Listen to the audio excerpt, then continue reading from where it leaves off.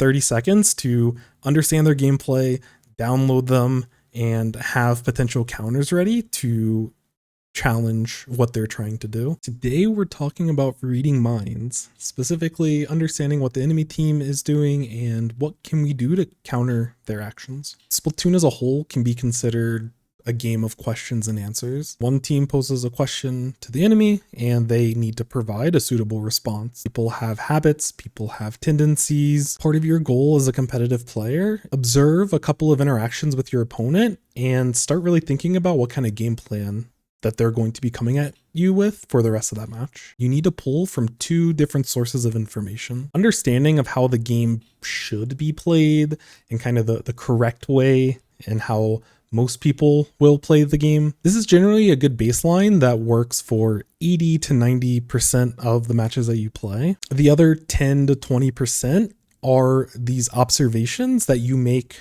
about your opponent during the match. Each person's going to put their own spin on a certain weapon or a certain play style. When it comes to observations, I like to break it down into three separate phases. The first phase is around what did they do? What action did they take? The second phase is what does that action or decision represent about them, their playstyle, their tendencies, their habits? And then the third phase is understanding how we can take advantage of that knowledge. These could be things like positions.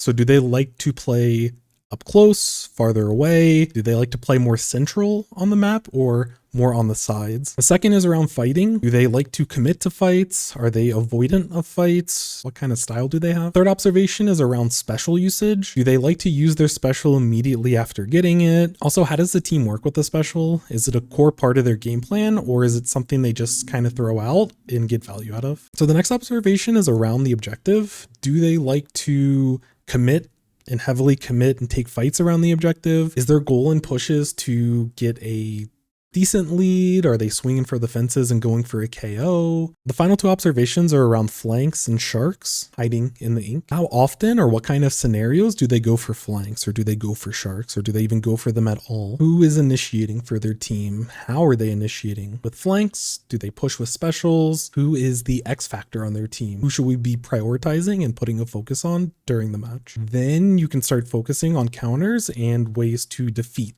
those ideas. If they use their specials the second that they get them, then we're able to pretty accurately predict when they're going to actually use those specials. If we notice the enemy only pushes when they have cooler available, that gives us an idea of their push timings. iMAD reached out on Twitter with a couple of replay codes with their team and some of the scrims they had recently. I thought this would be a perfect opportunity to use these as an example to follow this idea of observations and questions and answers. Alrighty, so now let's transition over to the game, over to the match. Very quickly, so we're all on the same page, I want to go through how TC Hagglefish is played. First checkpoint is in yellow.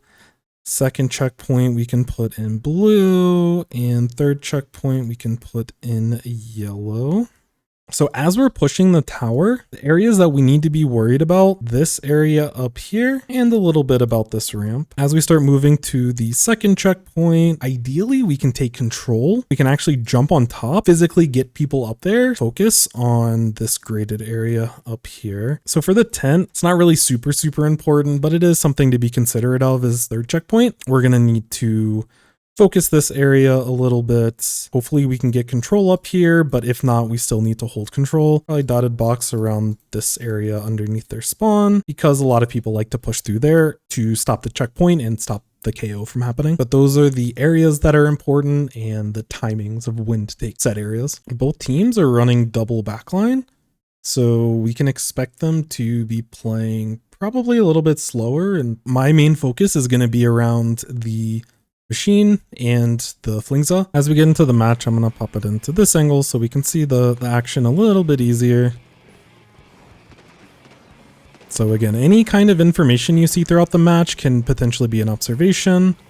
So during this opening, this roller is a little bit more aggressive. They are pushing through the ink. One play isn't necessarily indicative of their playstyle for the rest of the match, but we're almost like detectives. We need to get little bits of clues, and if we see a lot of similarities with the clues, then we can make that conclusion. So we trade down. And again, what else do we see? So we see Splatlings still playing relatively passive. I think the other one's on their tent. They're pretty rigid in their positioning. They're pretty comfortable being anchors, which makes sense as backliners, but good to note. Other thing is this machine that is going on the flank over here.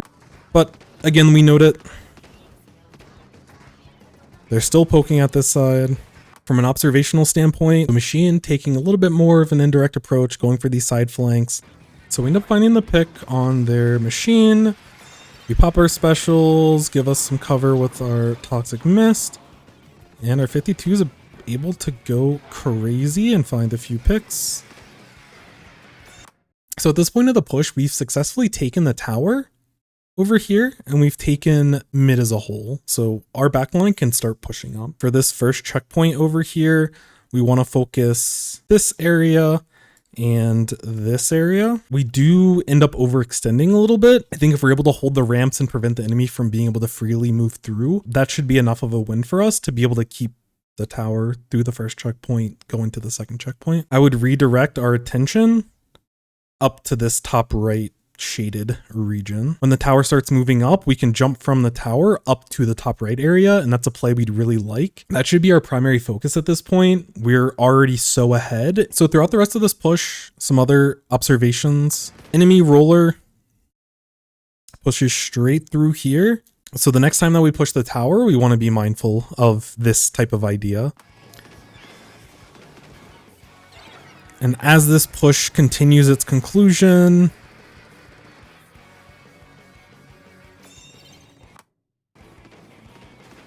but enemy team as a whole are constantly poking at the tower. Even if they're not fully set up, they have two people sitting on their ramp. It's not really the ideal setup that they would like to have, but they're still poking at the tower. So if this play happens again where the enemy team drops from this high ground and tries to contest the tower, I'd recommend that our tower rider jumps off the tower and moves back, and our other people on the team should be looking to potentially crash and focus on someone potentially dropping and dealing with the objective. So this is our answer to how the enemy team has so far been playing the match.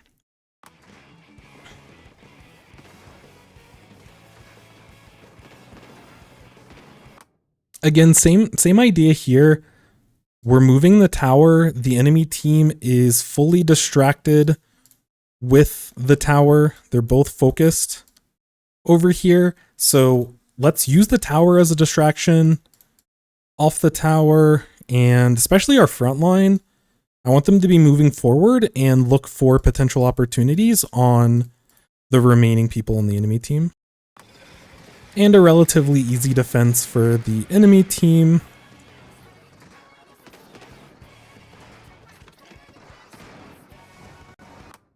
Okay, now we see this flank again from the roller. So they really like going for these aggressive plays. So at this point, 3 times, I would probably comfortably look for that roller to be going for aggressive plays for basically the rest of the match. Nice pick from us, though. Again, we see another flank on the side area from this machine. Yep, again, side pressure, side flank. As a team, we want to keep these areas painted. Both this left area as well as this right area over here. Keep the street area painted. From a team perspective, our shooter weapons, so the T-Tech and the 52, might have a tough time. Stay alive, fight with our backline, and work together to find these picks. So we'll see how the rest of this plays out. Again, very aggressive play. Even with the rest of their team not really supporting this idea, we're fully committing to this engagement. So again, more information. Yep. And we see them starting to use their specials. I would imagine they're probably going to be popping Zuka here soon. So if I'm the rest of the yellow team, I wouldn't want to stay in mid for all too much longer. The tower isn't very far at all, so we don't really have to worry about the tower at this point, especially with our lead of 39.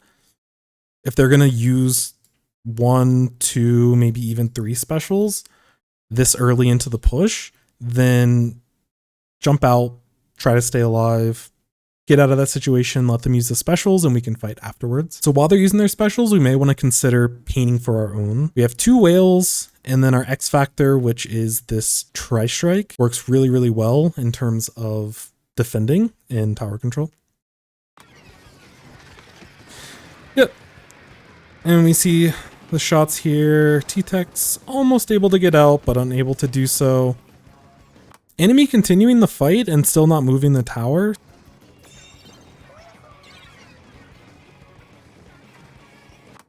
In terms of our game knowledge, we want us to start getting control of this area over here. Ideally, we have our special ready from our T-Tech if that timing is possible. And our T-Tech's going to be really, really important in terms of defending the tower, both from their specials and their bombs as a whole to kind of slow them down. So, more aggression from their roller and supported by their machine. Backline playing back. Again, their identity is pretty solid at this point in terms of how they like to play as a team.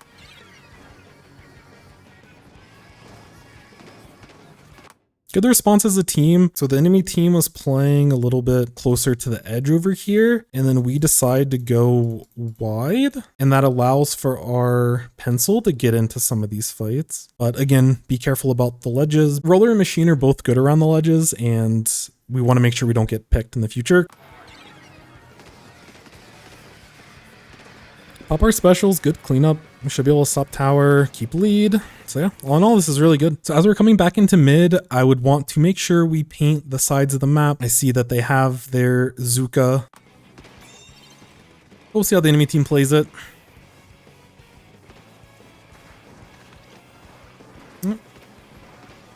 We see the Zuka. We do a great job of painting this area here on the left, so kudos to our 52. Roller probably doesn't feel like they have a lot of opportunities to really push with this, so we're able to kind of diffuse the early special from the machine in this scenario.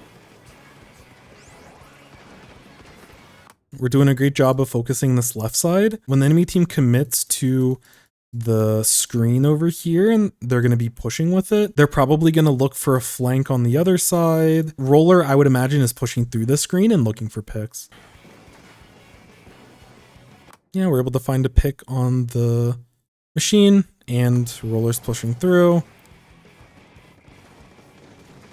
Able to kite away. All right. I also want to note during this push, really interesting flank from this 52 on our side.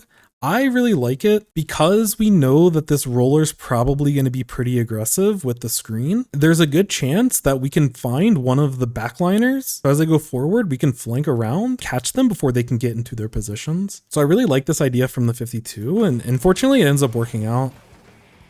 We apply enough pressure from the 52 perspective to get eventually the focus of both of them, and our pencil's able to come in and clean this up. So really cool stuff. Really nice team play from our 52 and the pencil. And then in the back line, we have our T-Tech and our tri-stringer being able to clean up the roller. I'm gonna sound like a broken record. We want to keep this top area up here. We have a whale, we have a tri-strike. I love this whole situation. And as we start getting up to this ledge, I'd probably say around this kind of timing window, when the tower's in this area, this is when we're going to want to start committing those tri-strikes. And hopefully we can get our 52 up on top of this top right area. This will set us up for a really big push for hopefully getting to that second and maybe even third checkpoint. So we'll see how it plays out. That's my idea. We end up trading, which is okay. We're focusing our tri-strikes. So yeah, we're focusing all of our pressure over here on the left side. And we're not really worried about this right side. And we see our old friend, the roller, ready to push through and ruin our, our push. So they're able to get a clean pick on the pencil, and we can't really capitalize on anything else. I would imagine the blue team is going to have their splatlings be relatively slow. There's a chance that their Zuka comes out, So I would use this time and paint for our special. I think it's really important for our T-Tech to get a special and for them to probably position up on top left so that they're in a position to throw bombs and slow the enemy team down and potentially find picks. So yep, we see the early Zuka. We're able to endure it. We're only at 50% special in this situation, so again, I would really want us to slow this down and find our special from the T-Tech. So from previous experiences, Roller's probably pushing through. I wouldn't be surprised if Machine also flanks through with it as well, and they're looking to get over some of these ledges and look for some of these potential fights around our ramp. They have to get all the way to the second checkpoint to be able to take lead, so we still have a good amount of time for them to get all the way at this point. From our perspective, I would give up space up until about this high. I would control this top left. I would control the tent. Because we're playing double backline, we kind of need to space out a little bit, but I wouldn't push any farther than that. And while we're just holding this, I want our T-Tech paint this, paint over here. They could even potentially jump back to the base if we had base paint available for them to be able to just supercharge their special.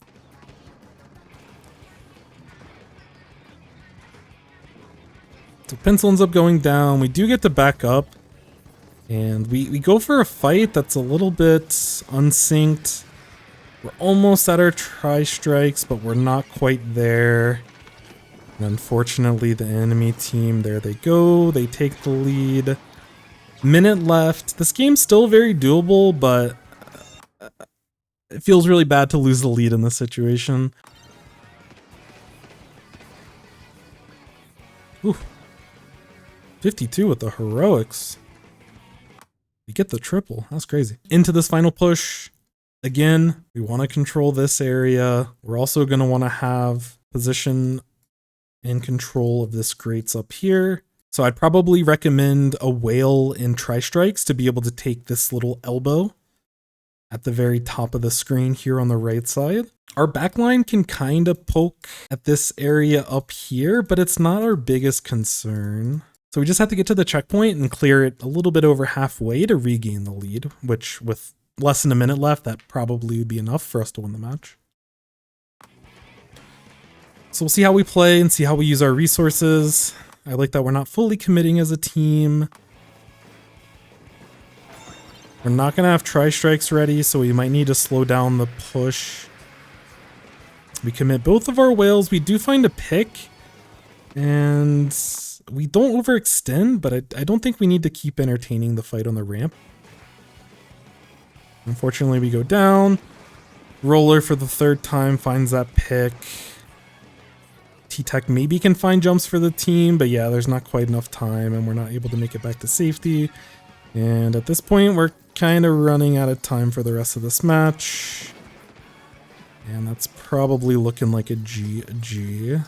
So if we kind of look at our little checklist of observations, we have a good idea of their positioning, how they like to fight, how they use their specials, how they play around the objective, both on offense and on defense. They really like to get up in your face and force fights as quick as possible, both offense and defense. And they didn't shark too much. They did flank quite a bit, especially that machine. So we'll see another match from them. So I'd like to compare this match quickly with the other match. So through the power of editing, we're now on Mahi Mahi Clams. And again, this is later in that same scrim. They have their two initiators. They might have a little bit more aggression from the rest of their backline, with the mini being a little bit more mobile. On this map, when we're defending, we have to be careful about the machine and the roller playing around these ledges and looking to get over these ledges. It's a really devastating combination. We had one flank last game and it was very successful, so we definitely want to look to flank. I don't think we really sharked at all, so especially when we start looking at our comp and we see that we have this sploosh on our end, I would definitely like to see the sploosh look for shark opportunities. I would be very careful about this roller. Keep really good eyes on the roller. Make sure we have paint so that they can't swim into us for free. And I would also be careful about the Trizuka. Exactly that. We're able to stop the roller from getting any value. And the enemy team doesn't have enough pressure to be able to counter that idea from us. So a really good cleanup from our team's perspective. Great job working together. Really nice job with the flank. This push is awesome. So yeah, this push is really, really awesome.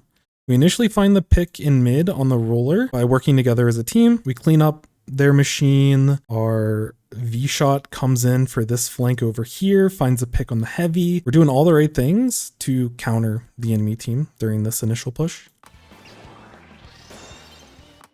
When we have this much control, and especially with us having these specials, I would like to see us try that shark opportunity. And so an idea that I would have is for our sploosh. If we can, I would love for us to get underneath this ledge with our hammer ready. And we can either look to hammer people that are dropping from the right side, or we can hammer people that are coming around this left side to stop the people at the basket. And I just want to see how the enemy team reacts in this kind of situation. We end up backing up a little bit. We get hammer, but it doesn't come from an off angle. Still a good push from our end, but I think we could have gotten a little bit more value if we were a little bit slower and a little bit sharkier with the hammer and that sploosh play. I would love for either our V-shot or our sploosh to start getting into more aggressive angles. A position behind one of these objects. I think behind the pillow would probably make the most sense, but there's plenty of different ideas. You can even potentially shark in mid. It's a little bit scary, but I want us to try to take these shark and flank opportunities. And as the enemy team is pushing, then we can turn around on them and have a potential big play.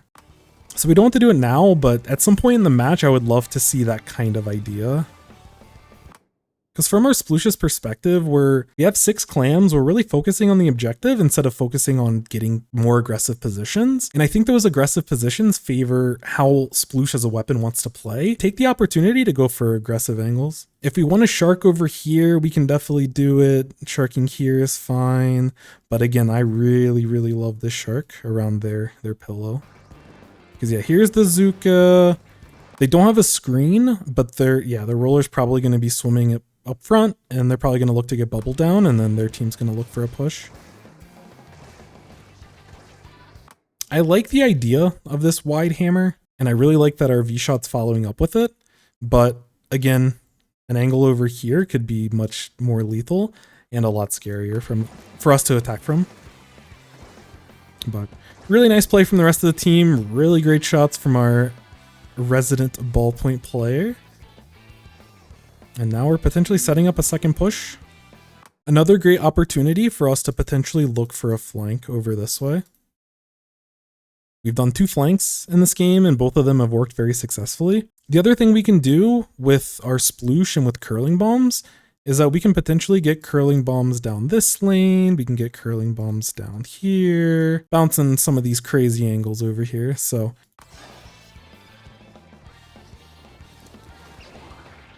we do get the score, but we don't get too much of a follow-up. Now we go for this flank. I like the idea. It feels a little bit late in this push. But great job getting a pick. Great job keeping the basket open.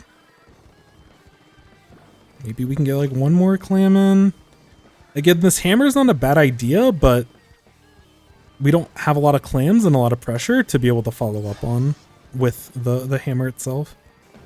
And so we're playing a little bit farther back. We should anticipate Trizuka's coming out, and we have to be very careful about the rest of the team. Probably Trizuka's bubble under the basket, and then they're probably going to go for aggressive plays to be able to take lead here. Yeah, the Zuka, really nice follow-up from our team. We trade. I like this shark idea a lot over here. I love that we're going for this and we're waiting for the enemy team to commit to our ramp to start taking it. I do think we could have been a little bit more, like we could have gotten to like right here and then we could have popped our hammer. Because we give them a little bit of extra time to react when we hammer all the way back here. But this idea is wonderful. Hopefully we get value out of it because that was a really nice play. Yeah. We get the roller. Oh, we stay alive. Okay, nice, nice. So yeah, that idea is great. I love this flank with the hammer, but I want us to be doing it from even more unpredictable angles. So we're not able to take mid, so again, I would imagine the same type of scenario. I don't think we need to go for this push over here. The enemy team's probably just going to paint Zuka. They don't really have too much of a follow-up after that. As long as we can keep these flanks and these choke points off limits, the enemy doesn't really have too many options to really attack us for a big push. So I don't like that we go for these fights so that they don't have to use their specials. Because yeah, they get a couple of picks. Now they're going for flanks. And if they can get more, yeah. So now the enemy team's going to probably start getting pretty comfortable. And their team is very scary when they're comfortable. Yeah, now they get the bubble down. Pretty close to the basket too. Good discipline from our Slosh to be able to find the pick. Nice follow-up from the rest of the team. This could have been a lot scarier. That's unfortunate. Yep, here's the inflatable. So this is that poke I was mentioning at the very top of this game that we need to be careful about. So as the enemy team takes control of mid, and because we went down and we gave up the push, like now they have control of mid, and now this game gets a lot scarier. Before things felt very comfortable, we were in control. Now things are a lot scarier, but we'll see how it goes. Again, be careful about roller coming in. I like our patience here. I like the fizzy bomb spam on the choke point. Enemy team's doing a good job of poking in different directions, but they don't really have something great to commit with. We get a little bit greedy with our Trizuka and we end up going down. This is an opportunity for us to potentially lose the lead. Fortunately, the enemy team's a little bit slow to get the ball made, and then our Slosh comes up huge in that situation. Enemy team has no more clam, so they need to make a power clam in 12 seconds. As long as we don't go down and give them clams, we should be okay. Nice Zuka, nice picks. We should be able to hold off at this point, sure. We can score, and there we go. In terms of adaptation, I think we definitely did a better job at denying the enemy team flanks. When we flanked, we were super successful, and I would like us to try that a little bit more. The patterns that we saw from the first game definitely carried over to this game. It only takes 30 seconds to understand their gameplay, download them, and have potential counters ready to challenge what they're trying to do. So in conclusion, these skills take time. It's something that you have to practice, get comfortable with. When you're starting out, start with just that first phase of observing what the enemy's doing. If you're able to start with those observations, you can use VOD reviews, or you can use time between matches, times between getting splatted during the match. What do those observations represent? And then over time, whether it be through trial and error, whether it be through updating your own game plans or asking other people in the community, like myself, I'd be happy to answer all your questions. Leave that in the comments and let's continue the discussion. I'm also available through Twitter and I stream live on Twitch. Hope this helps. Again, always appreciate y'all. Thank you so much, and until next time.